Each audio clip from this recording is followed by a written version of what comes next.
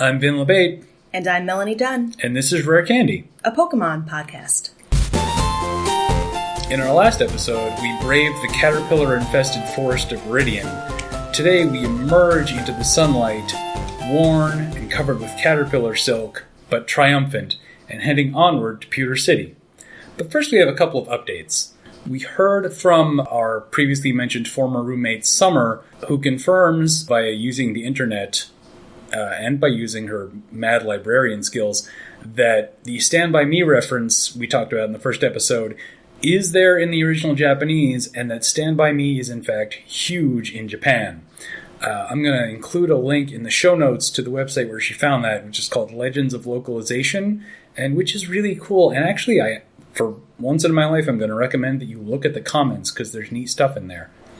The other thing I want to mention is that we spoke briefly in the first episode about the difference between physical moves and special moves. We weren't particularly clear about how to determine which move is which type.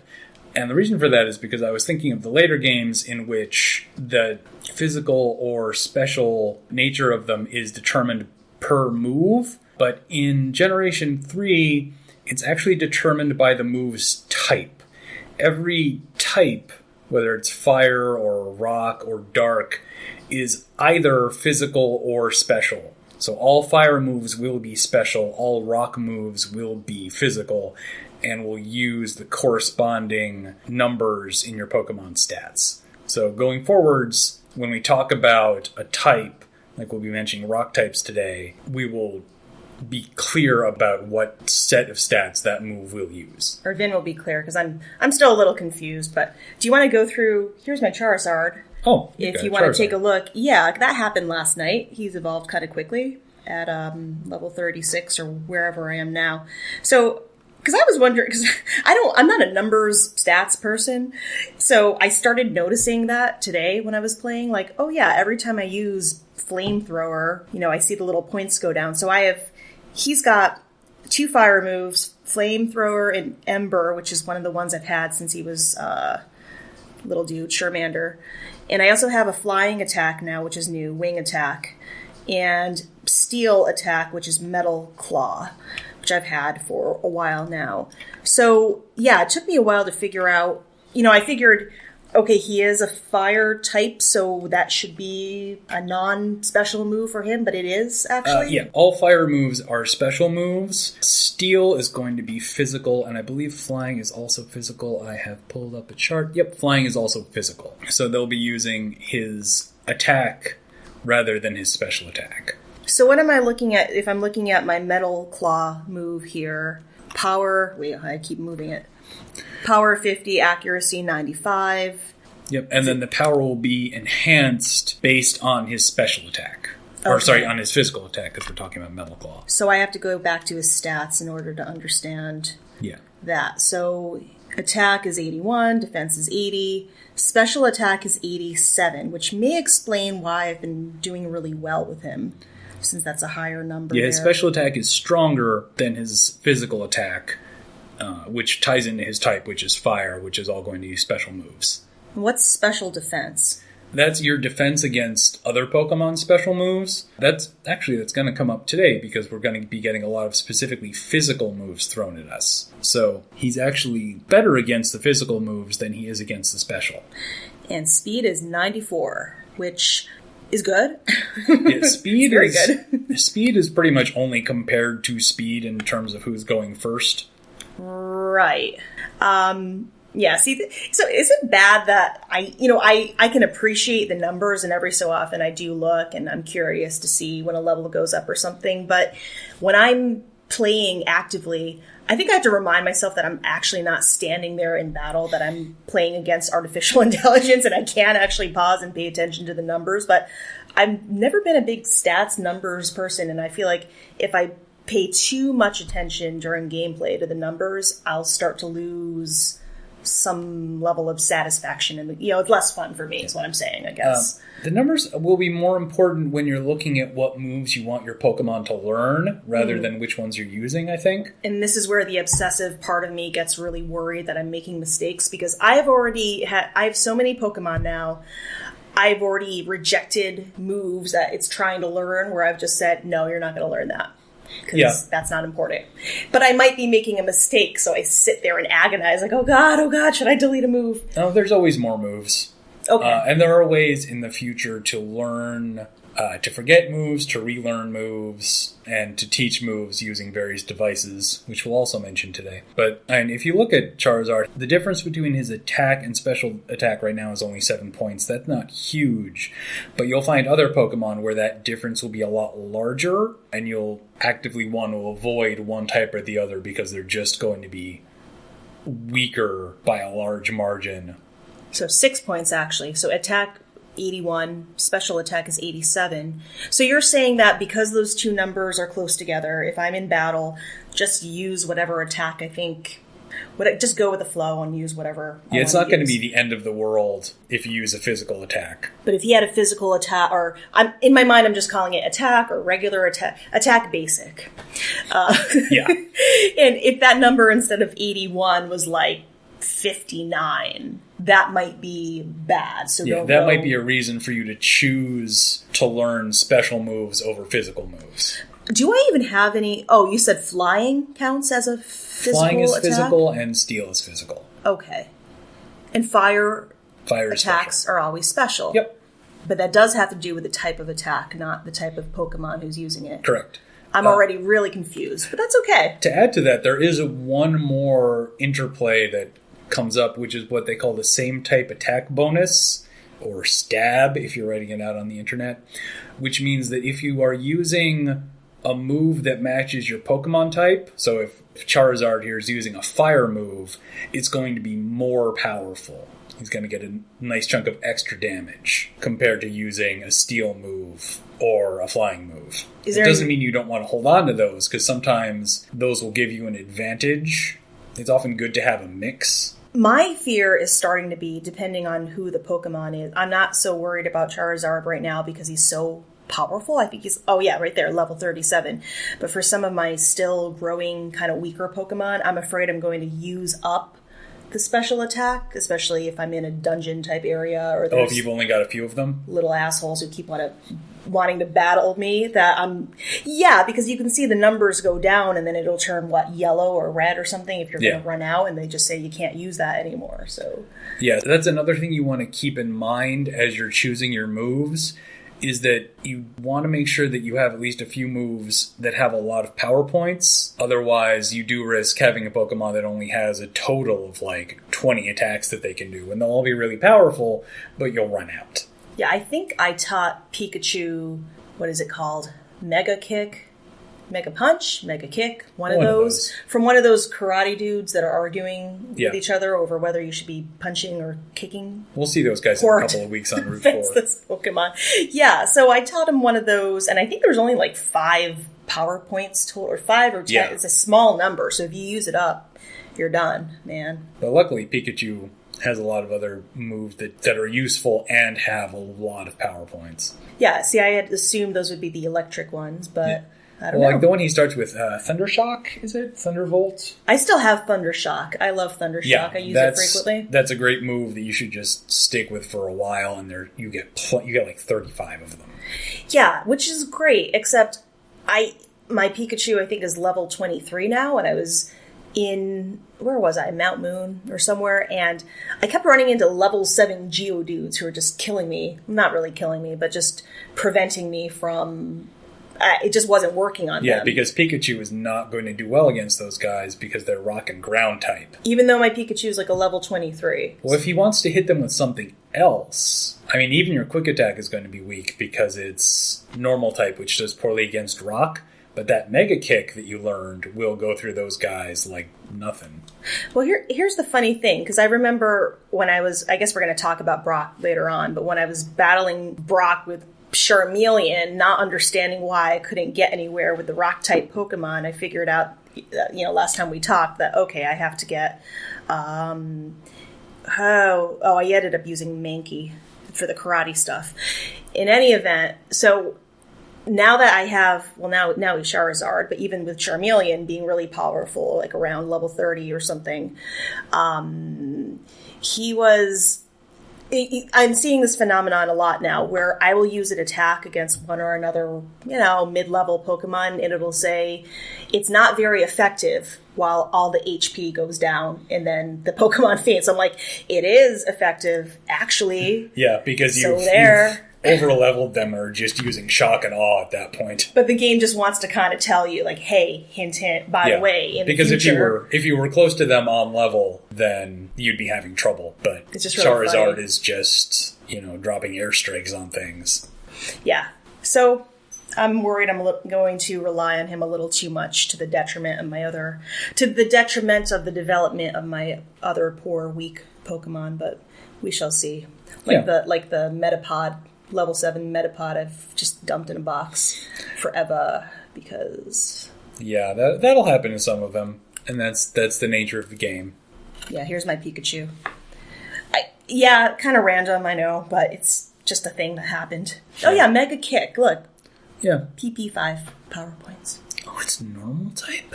Yeah, I didn't realize that. I think I had nobody else to use for it and was like, oh. Yeah. And also, what did he have before? Like Scratch and Growl, so I Yeah. kind of didn't mind losing those. But yeah, kind of random for a Pikachu. He's a karate Pikachu. Yes. I'm sure that there's a few gifs of that online already, of karate Pikachu. Oh, yeah. Actually, I'm fairly sure there's some samurai Pikachu. Yeah, that's why. See, Mega Kick, you don't get a lot, but 120 for the power. Yeah, the things that do 120 damage are usually in the 5 move range.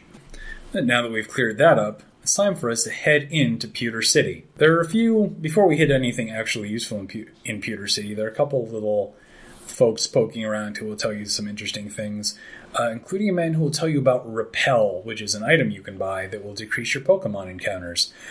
You're going to want that a lot in the near future. So it's nice that he's there tending his garden and teaching you about it. There's also a town tour guide who will assault you if you attempt to leave town, and no matter what you tell him, will drag you around town to look at the various sites, and will not let you leave. Oh, like the museum that you have to pay admission for? Yeah, and the gym. Talk about that. Yeah. So let's head over to that museum. So this is where you start to notice that well, I don't know, maybe you noticed this already before, but if you're clueless like me, there's little trees blocking the way to parts of the buildings that you want to go to. So I'm doing this from memory right now, but there's a skinny little tree in the way of the back door, lab, research room, whatever it is, to the museum. Yes. So you can't get there at this point. Nope. You have to use the front door like a rube and pay 50 Poké-Dollars to get in.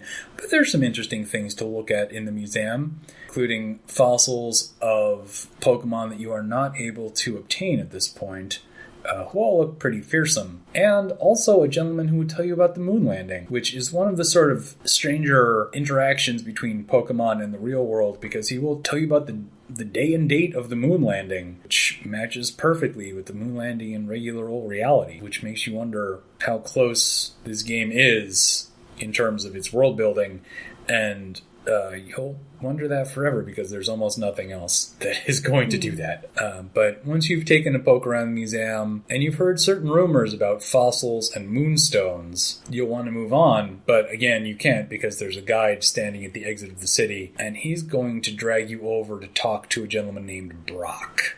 Brock is your first gym leader, and he's going to be either very difficult or very easy, depending on what you've got in your Pokeballs. Yeah, you had some trouble with Brock. Yeah, because I was using my Charmeleon at the time, and whatever other host of Pokemon I had with me that were relatively weak, but had been strong enough to beat everyone. I think I had not yet lost a battle to anyone at this point, so I really was sort of thrown when I fainted pretty quickly and painfully. I think I tried to run away too, and they're like, "You can't run, stupid." I'm like, "Oh no!" And I put little that one I can't pronounce, Rattata, out there, just a suicide move, and that was pathetic. And I did that twice too. So you would think, I need to save my money here. That is one thing. I am rich in this world. I've managed to amass a small fortune, but through violence. Yes. Yeah, Brock will be very tricky if you don't, because he specializes in one Pokemon type, that is Rock. If you can't handle Rock because you have a Charmander or a Charmeleon and a Pikachu and some bugs, then he's going to shut you down. If, on the other hand, you have, say, a Squirtle or a Bulbasaur, you're going to mow through him like the grass that you actually are. That didn't work metaphorically. But you won't have any trouble. Luckily, there have been a couple of Pokemon that you've encountered who can help you out. Yeah, I think this is when I figured out I needed to go back and find a Pikachu, and my Mankey was very helpful at this point, although I put him through quite a few just wild Pokemon encounters first to grow his strength. So that helped a lot. All right, here's a little... this is where I'm troubled by the dilemma of, do I go online and research these things to help me out with the game, or will that just ruin things for me? Because it is so different in 2016 doing this than 10 plus years ago. I mean, did anyone pick up this game in, I don't know, going back to 99, 2002, 2003, whenever, and say, this is stupid, I can't beat Brock, I'm never doing this again? Because they didn't have a plethora of information on this stuff on the internet. Or, is the problem now that we have too much information so that I can go online and figure this out and just beat the whole game? So, I have my husband walking around still with his Game Boy Advance with Ruby, with his phone in his other hand, like, it's talking about EVs and IVs, and makes me a little crazy. So I don't know. I'm having this existential crisis over how to play Pokemon, if it makes any sense. Yeah, I think there's no shame in using the internet, and I don't think it'll spoil too much for you, especially if you're just looking at sort of numbers and builds. We might talk about EVs and IVs at some point. We're not going to talk about it now because it's complicated and weird. Yeah, and speaking of losing interest, if you're just sort of getting started and just want to have fun with the game, don't go immediately and Google what we just said, which of course now I've just guaranteed that everyone's doing that because I said it out loud. But yeah, I mean, this is sort of my point. We haven't talked about cut yet, but we'll get to that later, but I was so paranoid that I missed a big part of the game that I couldn't help myself.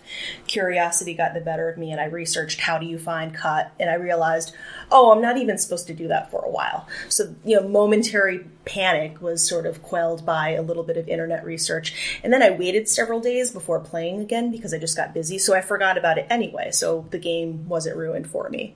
But yeah, I think I spend more time worrying about how to play the game than just playing. So yeah, the game builds in a lot of stuff that you're not going to be able to deal with right now, so that you'll go back and look and find new things in places that you've already seen. Or just be paranoid like me. Or just be paranoid. But eventually you will get access to everything. There's not too much that you can just miss and lose out on. Well, one thing that it took me a while to figure out is when you get a badge, I know we're still talking about our friend Brock right now, but I have 2 badges now because I have the one from Misty as well. They keep telling you that, hey, here's his badge and it does certain things that, allows you to use certain moves outside of battle. Isn't that great that you can use those moves outside of battle? And I'm like, I don't have those moves. Should I have those moves? Tell me, Misty. I don't understand. And I think that's part of what contributed to my anxiety over this. The badges are all built to supply you with, or to allow you to use things that you will not be able to use for a while. Probably to prevent people from either purposefully or accidentally heavily over-leveling their Pokemon and trying to break the order of the game. But yeah, we won't have Cut for a while. We won't have things like Fly or Dig. And we probably won't have Pokemon who will be so highly leveled that they will start to ignore our commands. Which is another thing that the badges do. Like Charizard.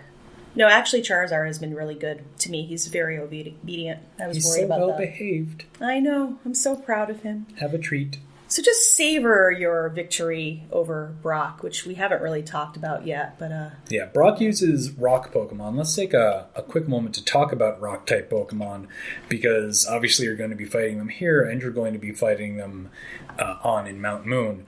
Rock types are very defensive, obviously. There are a lot of things you would expect from rocks. They take half damage from fire, flying, normal, and poison-type moves, and they take double damage from fighting, grass, ground, steel, and water. Again, you don't have access to a lot of those types of moves if you didn't start with Squirtle or Bulbasaur, So you sort of have to poke around and find Mankey over on Route 22 or do some heavy leveling to deal with Brock if you've only got your Charmander. Rock-type moves do double damage against Bug, Flying, Fire, and Ice Pokemon, and half damage against Fighting, Ground, and Steel.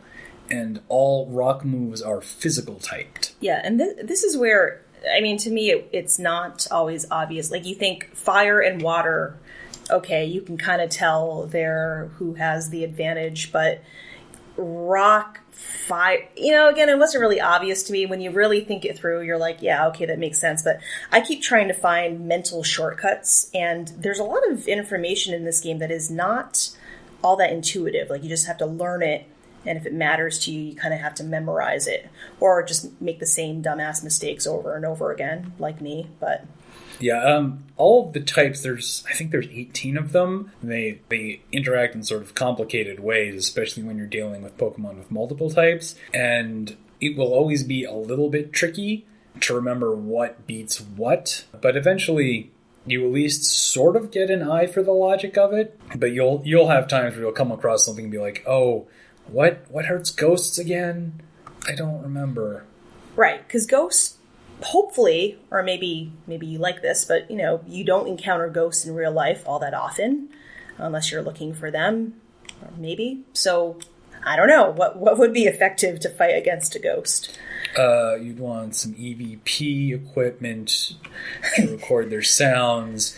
You'd want some meters to measure both electrical current around you and the temperature that you can look for cool spots.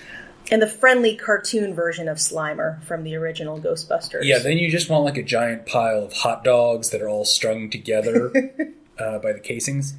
But yeah, we haven't encountered ghost types yet, so we're not going to super worry about what beats them just now. But we are going to worry about rock types. Yeah, because they're ugly. I mean, Geodude is kind of cute, but not really. Yeah, Geodude's kind of a doof. We'll be seeing a lot of him in the near future, though. Yeah, but Onix kind of scared the shit out of me, and then I was just dead. Yeah, seeing that Onix for the first time is a little bit intimidating. Still not much of a challenge for my Bulbasaur, thankfully. Yeah, first you encounter these henchmen. I don't know, are the gym, they're just like staff? Like they just wipe down the equipment once in a while? Well, I would think of them mostly as being sort of Brock's pupils. He's the senpai here. Gotcha. And they're studying under him to be rock masters. And also to make things that I don't think are intended as innuendo, but comments about his various rock hard stats. Yeah, that was a little, yes. I thought that was interesting. Lots of comments about how rock hard Brock is and how much they like it. All dudes in there. There's all dudes in there. No women. No. Yes. But once you manage to take Brock down, you'll get your first badge, which is the Boulder badge, which is nice, in that it allows you to move on, and it also lets you control slightly higher level Pokemon that you probably don't have. Now, he'll also give you your first training machine, technical machine, TM39, which is a move called Rock Tomb, which you can use one time to teach Rock Tomb to a Pokemon. He'll also give you the case to keep your technical machines in. Oh yeah, that's when that happens. Yes. That's a nice thing. Yes. I don't think I have any Pokemon who can use Rock Tomb yet. I thought you had a Mankey. Oh, I guess they do have a Mankey. I guess I'm not using any Pokemon that can use Rock Tomb yet. Because that's who I taught mine to. Yeah, and that will be potentially useful for you in the near future when you delve into Mount Moon, because you'll be seeing a lot of Zubats who are not going to like it particularly. But once you've collected all your rewards and the spoils of war from Brock, you'll actually be able to leave town, but someone is going to stop you, and for once, it is someone you want to see, because someone has brought you a gift from your mom, and that gift is running shoes. And while that doesn't sound that impressive, it means you can move faster by holding the B button, and oh, thank God that you can, because it's been so slow. So is it true that in the very first iteration of this game, there were no running shoes? I think that is true. I think you were cursed to slow waddling until you could get the bike. Oh, okay, so they had the bike but not the running shoes. Yeah, because that takes a long time to get the bike. Yeah, it does. But once you've got the running shoes, you can head on to rural Route 3. And there are a lot of people on Route 3 who want to take a piece out of you. But that's good because, again, they all contain cash. There will be some bug catchers, and you'll be meeting some new folks, lasses and youngsters. And the youngsters will be very keen to tell you about their shorts. Yeah, and they also look like little Boy Scouts and Girl Scouts. I don't know if that was the intent, but the lasses look like they're wearing some kind of green skirt. It reminds me of the junior scouts. Oh, see, I took it to be like a sort of Japanese school uniform sort of thing. Could be. And the lasses are all in sort of a funny pose where they're facing away from you in their little skirts, and I can't tell if it's a little bit uncomfortable. Yeah, there's something odd going on there. And they don't like you very much either. They all seem very... Yeah, the lasses are very grouchy. Yeah, it's the lasses. The youngsters are cute. You know, they like shorts. They like collecting bugs. Well, I guess those are the bug collectors, but... and the bug collectors are relatively weak and easy to defeat because their bugs just mostly harden at you. Right, they're still all using those mid-level bugs that only harden and essentially just use up your time resources. Right. But as you venture farther down this path, you'll find a nice patch of grass where you can catch some new Pokemon. Specifically, the Poison Pin Pokemon, Nidoran. Nidoran is the only Pokemon in this generation that has significant evolutionary differences between its male and female forms, so much so that they're actually separate entries in the Pokedex. Nidoran is kind of a cute little spiky bunny rabbit that is filled with poison, but the females will evolve into Nidoritas and Nidoqueens, and the males will evolve into Nidorinos and Nidokings. The difference being that the females will be slightly stronger on defense and the males slightly stronger on attack. We're also encountering the first difference between our two games, which is that in Leaf Green you will encounter mostly females, and in Fire Red you will encounter mostly males. Yeah, and I'm playing Red, and I have a male, and I keep walking through the tunnel past that girl who keeps asking me, well, when I talk to her, she wants to trade for a female, and, you know, this is another dilemma I've encountered, is I actually wasn't sure if I wanted to do that, so I said no for now, and she just tells you that's too bad, and you know, you can be on your way and you can always go back and she'll ask you the same thing. So I haven't traded yet with her, or there's other people who ask you if you want to trade if you have a certain Pokemon. And I don't, you know, again, this is where I started worrying, like, am I supposed to know this? And I just thought, well, I didn't know about the red-green distinction here, so maybe we could talk more about that. Yeah, really the only difference between the two games, and this is the way it is throughout the series, is that there will be some Pokemon that are exclusive to one version or another, or at least much harder or easier to catch. Nidoran, again, is our first example of this. At some point, probably once we get over to Route 4 and we encounter another set of exclusive Pokemon, we'll do some trading, so we'll be able to tell you guys about that. But for the time being, yeah, we're stuck with either males or females. I like how in conversation they say, hey, do you have a Nidoran male symbol? Because it makes me wonder, like, if they're talking out loud, how do they actually say that? Do they say Nidoran male symbol, or do they say a male Nidoran? Yeah, my head always just says the names like they're Nidoran male, Nidoran female. But it's an interesting aspect of it that doesn't quite translate linguistically to speaking. But if you've collected your Nidoran, you might be tempted to just keep walking. But there's something else lurking in the tall grass that you might not spot right away, and it's another fan-favorite Pokemon.